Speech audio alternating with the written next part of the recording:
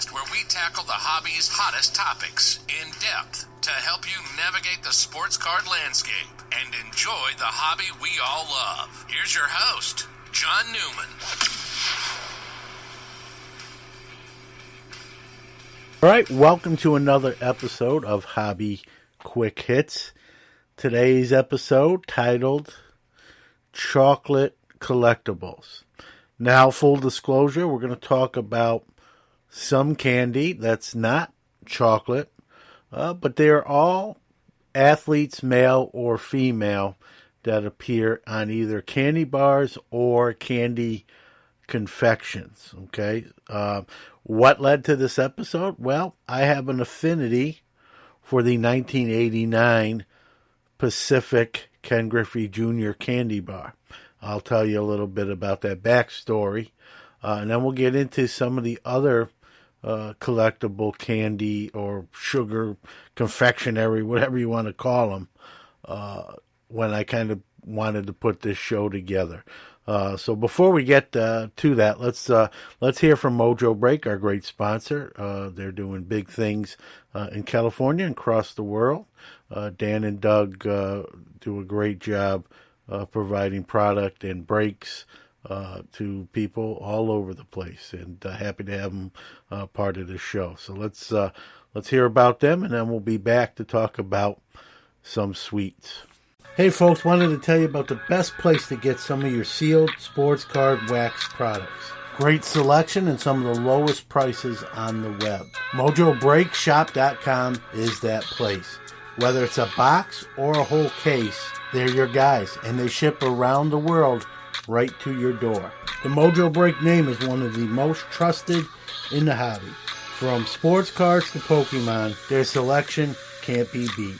They offer daily deals and pre-orders. Who won first place at this year's Topps Rip Party? None other than Mojo Break. Their prices are already great, but here's a way to save even more money. Use the code QUICKHITS, that's QUICKHITS, for 10% off anything on MojoBreakShop.com. They also have a full-service card shop in Santa Clara, California. So if you're in the area, stop by. They're open 7 days a week, so check them out at MojoBreakShop.com. All right, one of my earliest memories growing up in New York was, going places with my grandfather. I was raised by my grandparents. I did see my dad on a regular basis. It's a long story, probably not for hobby content, but raised by my grandparents, and I wouldn't change a thing, truthfully. I had a wonderful upbringing, but, loved going on those trips with my grandfather wherever he was going, and we would stop in, it's New York, it's Brooklyn, we'd stop in the corner store and pick up a few things. And, truth be told, when I was a young kid, I was a big chocolate fiend. Frankly, I'm still a big chocolate fiend, but I've just been better about not eating as much. And so, New York City at the time, as a little kid, I was a Yankee fan. That era, Munson, who had just passed away, Nettles, Randolph, and of course, Mr. October, Reggie Jackson. Well, when we would go to these corner stores, I'd always go right to the candy aisle, right, where all the candy bars were. And I saw this Reggie Jackson bar, a little square bar. Actually, I wasn't sure what it was. I just knew it had Reggie's picture, in full swing on the front wrapper. And found out it was chocolate, two of my favorite things in one item, right? Candy bar and Reggie. And so I got these and, ate quite a bit of them and, didn't keep anything closed or save any wrappers. I just wanted the, it was, I believe, like crisp rice chocolate, almost like a Nestle, if my memory serves me right. But ate quite a bit of them. All right, and that was about 1978. Not the first candy bar made of an athlete ever, but the first one that I ever realized at that point in my life. Flash forward, 1989. I am now 17, but I'm also, as crazy as it sounds, a veteran show dealer, doing a lot of setups at shows and the like. Was a big minor league fan. In other words, I had over at that point at age 17. Besides doing shows and having a lot of cards, I had over 1,000 minor league sets, and would follow guys in their minor league career, buy minor league sets that guys appeared in that I felt were going to make it big in the big leagues. And a guy I obviously followed, being the number one pick, was Ken Griffey Jr. I mean, it's quite a buzz, as most people would imagine, around him. He was, almost a household name for being a young kid himself. We were really about the same age. He was a year or two older than me, I believe. And so, started to follow him, had some of the early minor league sets, including the Bellingham, the first minor league set. And then the candy bar came out. And what I thought was cool about the candy bar, to this day I still think it's cool, it was a rookie candy bar. And a lot of times when a player or an athlete gets a candy or candy bar, usually it's once they've already established themselves as probably a Hall of Famer in whatever sport they're in, or a bona fide superstar. This was a case where Pacific, Pacific, the card company, said, hey, they're a Northwest company. Griffey was going to be a Northwest star if he made it big. And great move by Pacific to, get a deal in place with Griffey to make these Ken Griffey Jr., in a sense, rookie candy bars. I believe there was 8 chocolate molds. The stats were on the inside wrapper. The wrappers, the outside wrappers were either in blue or yellow, and they were designed to look like cards. And if, to this day, you'll see a lot of people have graded those wrappers.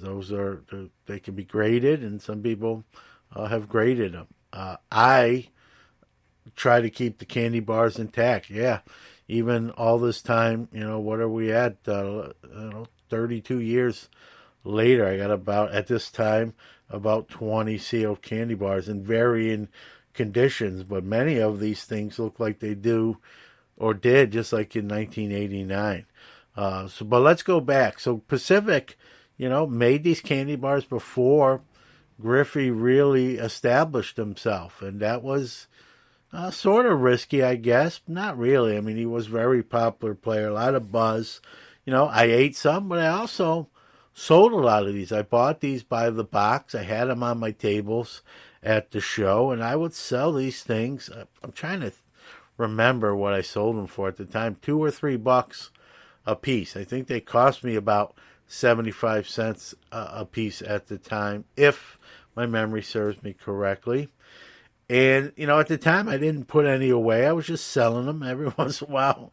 When I had a fix for chocolate, I literally, open one up and eat it myself, right? Didn't want to eat all my profits, but every once in a while I treated myself. And so I don't know how many boxes of these I sold, but when I was set up, whether it be at a show or flea market, I always had a pretty fresh box. And most, 9 times out of 10, at the end of the show, that box was gone or pretty close to it.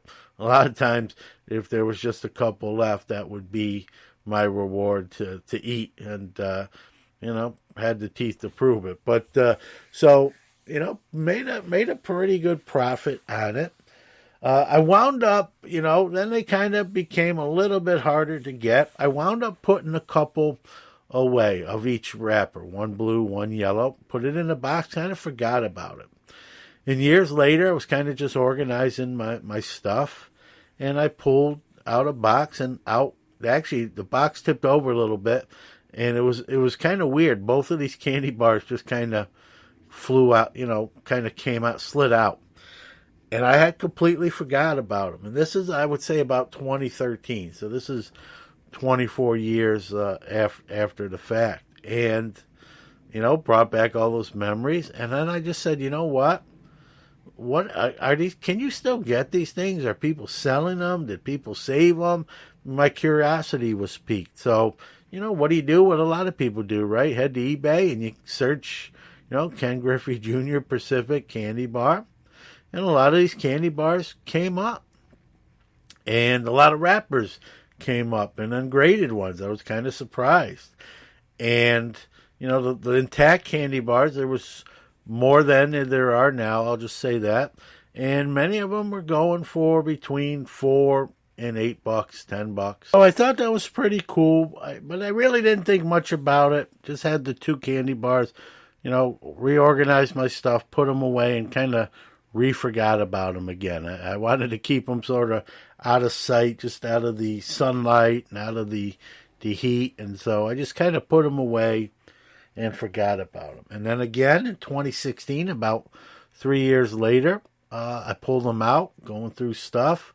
And I said, you know what? It's been a few years. Let me check again on eBay, see where these things are. And and so on this time when I kind of checked on them, on the secondary market, I noticed there were a lot less intact candy bars available. Now, they were still available. I don't want to make it sound like there were none, but there was a lot less and a lot more wrappers. There was a lot more wrappers, meaning people either threw away the chocolate part because it was, not good anymore, stale, bad, or kind of damaged. The matter of fact, the 2 I had wouldn't fit in like a case, the cases you get from Tops with the Montgomery sets, which is what I keep the ones I have in now that are in nice shape. The 2 I had wouldn't fit in those type cases. I actually just put them in like team bags to just keep them in that and that sort of thing. So I'm not touching the wrappers all the time. And so in 2016, I kind of followed up and said, hey, and noticed, hey, there's a lot less intact ones and a lot more wrappers. And I don't know, just how my mind works. I said, I'm going to try to buy as many intact ones, the whole candy bar, as I can and see how many I can get. My mind was just telling me, like, there's going to be less and less of these. People throw them away. They're going to be 30 years old shortly. The chocolate's no good. They get out of shape depending on where you keep them, if the elements or direct sunlight hits them. And so there's going to be a lot less of these intact bars than ever as time goes on. And probably more wrappers, because maybe people will just throw away the inner stuff and keep the outside collectible wrappers. And so I said, you know what, I'm going to just challenge myself. Let me see how many of these I can purchase intact. And so I start buying them, anywhere from about $5 or $6 a piece to $8 a piece. I tried to buy them in quantities as much as I could. If someone had 3, 4, 5 of them, but many people only had 1 or 2, and the shipping had to be right, or it really wasn't worth it. And a couple times, people on eBay listed them as intact candy bar, and when I got the package, probably I think on 2 occasions, it was just the wrapper. So they sort of worded their auction, contacted them, and got a refund and sent them their wrappers back. So I didn't get candy bars. So at one point, I got about 20 of these, and the last couple shows I did, flash forward, they go anywhere now from between, I've seen them as high as $30. I don't know if they're selling for that. You can price anything you want to, $8 to $10. And I sold a couple at the show, anywhere between, I sold about 8 to 10 at the combination of 2 shows. In 2 months for about $12 to $15. And then I recently bought a bunch more off of eBay, truth be told. And surprisingly, the ones that I got, and I got more coming that at the time of this recording I don't have yet. But the recent batch I got in really looked like they did, like we went back to 1989. When I first got them, I'm going to be honest with you, I almost thought they were counterfeit. But who's going to counterfeit 1989 chocolate bar? I guess anything's possible. But in looking at them, they're the real McCoy. They're just really in pristine shape, where they do fit in those Tops sort of 2-part cases that if you get stuff from Topps you're familiar with. So I start putting them in there, the ones that would fit in there, and I'm trying to stack them. When I say stack, I mean I'm trying to buy as many of these as I can. I know maybe by putting this out there, I'm creating more of a market or condition, potentially. I know when I posted it on social media, a lot of people, sort of responded. They didn't even know they existed, or they had forgotten about them all these years, like most people. And I kind of brought them back to the forefront, if you will. So I'm probably going to compete against more people, try to buy some of these intact bars, but that's okay. I'm up to about 20, and I got another about 8 on their way, and hopefully, add some more here and there, even if it's 1 or 2 at a time. Maybe put one or 2 out in the showcases at shows and see what they go for. But kind of a fun little collectible. And so when I was thinking about doing the show about these candy bars, I said, let's do a show. I don't want to talk just about the Griffey or the Reggie Bar. Let's kind of go through and talk about other athletes that have been on candy or candy bars. If someone wanted to complete the whole set, right? The rainbow, not the Skittles rainbow, but the rainbow of candy collectibles. And so I did a little research. I'm going to try to give you everything I found in the year that these things were produced. One of the first candy bars ever produced to reflect an athlete was the Galloping Ghost, Red Grange, 1926. The Grange bar, 5 cents. Good luck finding that one intact. But someone might have one somewhere hiding. I didn't even look on eBay for one, but who knows, right?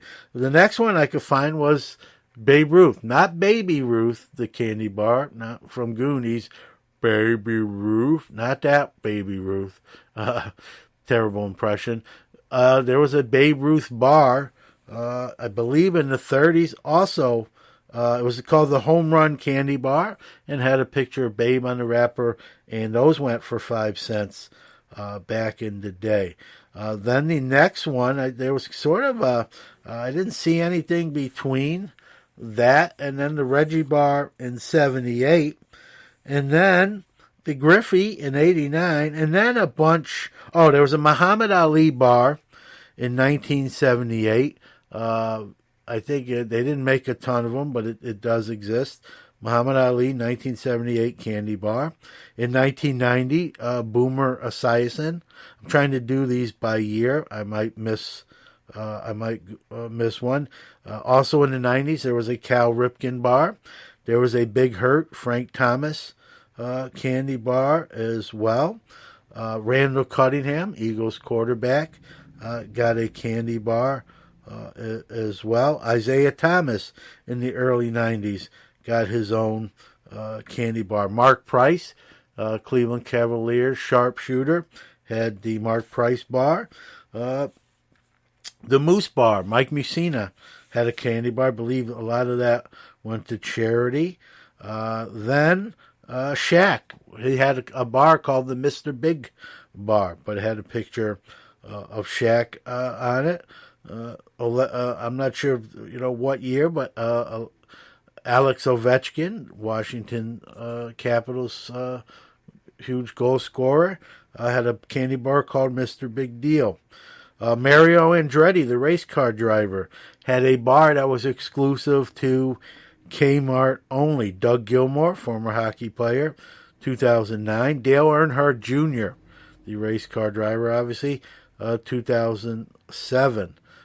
See who else. Joe Flacco had gummy bears, the Joe Flacco gummy bears in 2012.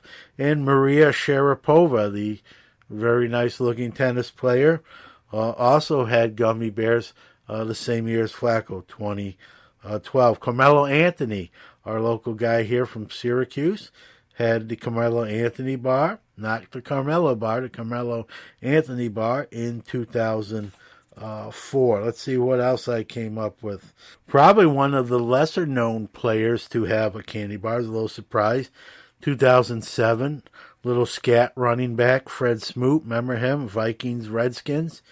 He had a bar called the I think Smack Bar with the Fred Smoot Smack Bar. That was 2007.